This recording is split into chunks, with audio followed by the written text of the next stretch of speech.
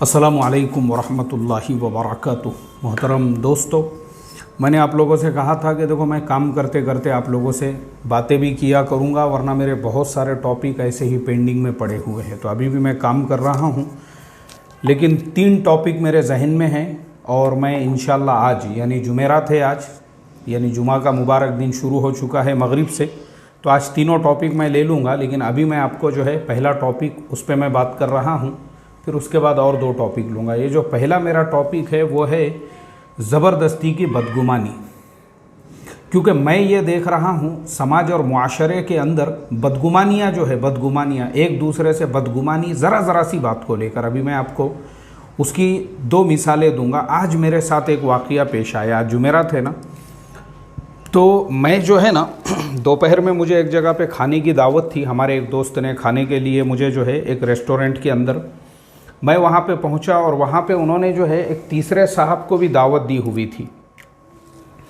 और वो जो तीसरे साहब है, वो तीसरे साहब पहुँचे नहीं। अब ये हमारे जो दोस्त है वो बार बार उनको फ़ोन लगा रहे हैं और फ़ोन लगाने के बाद में जो है वो फ़ोन रिसीव नहीं कर पा रहे हैं। तो हमारे ये जो दोस्त है, इन्होंने बाकी लोगों के सामने बोल दिया, डेढ़ शाना है बोले, वो होशियार है, फ़ोन नहीं उठा रहा है, मेरा फ़ोन उठा रहा नहीं बोले, वो मुझे मालूम है जानबूझ के नहीं उठा रहा, वो जानबूझ के नहीं उठा रहा बोले। तो मैं भी वहाँ पे था, मैं बोला देखो ये आपकी बदगुमानी है। कुरान करीम में अल्लाह तबारक व तआला ने इससे मना फरमाया है, इन्ना बाज़-ज़न्नी इस्म, कि बहुत सारी बदगुमानियाँ जो है वो इंसान को गुनहगार बना देती है, और वो बहुत सारी बदगुमानियाँ जो है वो गुनाह कबीरा हो जाती है। जब आपको प्रॉपर मालूम ही नहीं है, एक आदमी आपका फ़ोन नहीं उठा रहा है तो उसका रीज़न होगा, वो बग़ैर जाने के अगर सिर्फ ये सोचना नहीं वो जानबूझ के नहीं उठा रहा बोले मेरा फ़ोन, जानबूझ के, तो ये है बदगुमानी। और इससे क्या हो रहा है, आपस में रिश्ते ख़राब हो रहे हैं, आपस में लड़ाइयाँ हो रही है, आपस में झगड़े हो रहे हैं। अब चलिए मैं आपको उसके बाद का वाक़या बताता हूँ कि वो जो हमारा जो दोस्त है, यानी जो जिनके बारे में दोस्त ने, एक दूसरे दोस्त ने कहा कि नहीं डेढ़ शाना है, होशियार है वो, तो मैंने उन लोगों को कहा, मैंने कहा देखो मैं आपको मेरा एक वाक़या सुनाता हूँ। अभी 1 हफ़्ता पहले का, मैं सफ़र पे था बस में, और मेरा जो चश्मा है, ये तो हमारे शागिर्द मौलाना समीर साहब ने मुझे हदिये में दिए। वो जो चश्मा मेरा ओरिजिनल था ऐसा ही, वो चश्मा मैंने बस में ऐसे लटकाया था, और सुबह सुबह जो है एरोड़ा गुंजन कॉर्नर पे वो बस रुकती है 4:30 बजे।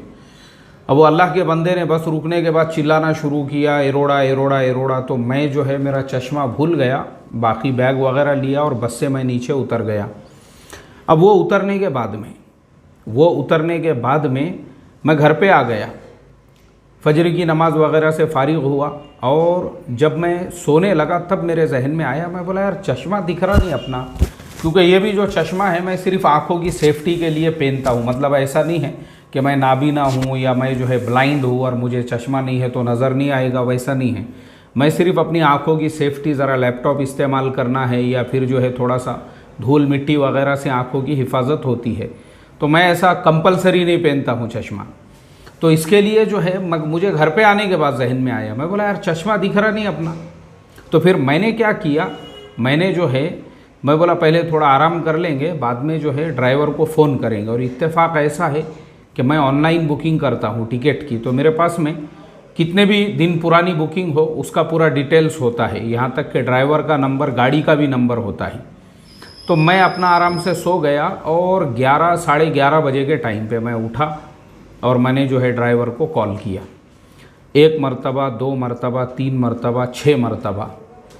अब मुझे आप बताइए मैंने क्या सोचना चाहिए था, अरे यार ड्राइवर बहुत डेढ़ शाना है, ड्राइवर तो बहुत होशियार है, और वालेकुम अस्सलाम, बैठो तुम लोग इधर, जानबूझ के जो है ड्राइवर मेरा कॉल रिसीव नहीं कर रहा है। मैंने तो ऐसा सोचना चाहिए था, मगर मैंने ऐसा नहीं सोचा। मैं समझ गया कि भाई अभी जो है दोपहर का वक्त है, ड्राइवर भी पूरी रात जो है गाड़ी चला के आया हुआ है, तो बेचारा आराम कर रहा होगा, हो सकता है नींद में से उठने के बाद वो ख़ुद मुझे फ़ोन करेंगे। और ऐसा ही हुआ, तकरीबन मगरिब के बाद, यानी ऐसे ही टाइम पे मुझे जो है उसका फ़ोन आया, और उसने मेरे से कहा सर आपने कॉल किए थे। मैं बोला हाँ मैंने इसलिए किया था क्योंकि मैं गाड़ी में चश्मा भूल गया हूँ। फिर मैंने उसको सारे डिटेल्स बताए कि भाई मेरा चश्मा जो है ऐसा ऐसा था और मेरा सीट नंबर ये था। बोले ठीक है, मैं फाइंड आउट करता हूँ, देखता हूँ, तलाश करता हूँ, अगर मिल जाता है तो मैं ऑफिस के ऊपर दे दूँगा। मैं बोला ठीक है, कोई मसला नहीं है।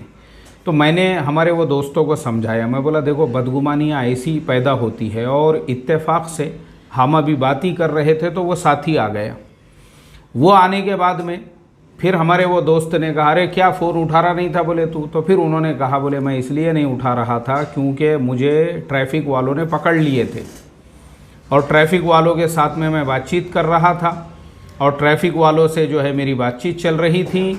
उसी मसले के अंदर जो है फ़ोन तुम्हारा बार बार आ रहा है, मैं अधिकारी से बात कर रहा हूँ, अब मैं उसके सामने आपसे अगर बात करूँ तो वो क्या सोचेंगे, वो बोलेंगे यार मैं तो इतना बड़ा ऑफिसर हूँ और मेरे से ज़्यादा जो है मतलब इसके लिए कॉल ये अहम है।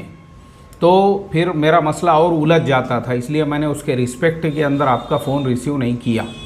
फिर हमने पूछा अगर भाई मसला हल हो गया, हाँ हाँ मसला हल हो गया बोले।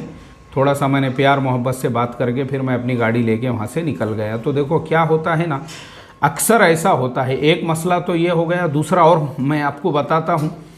अभी जो मैं यूएई जा रहा था, मैं इमिग्रेशन ऑफिसर के सामने हूँ, इमिग्रेशन ऑफिसर के सामने एग्जैक्ट, यानी मेरे पहले एक नंबर है और बस अब मेरा नंबर आने वाला है, मैं पट्टी के इधर हूँ।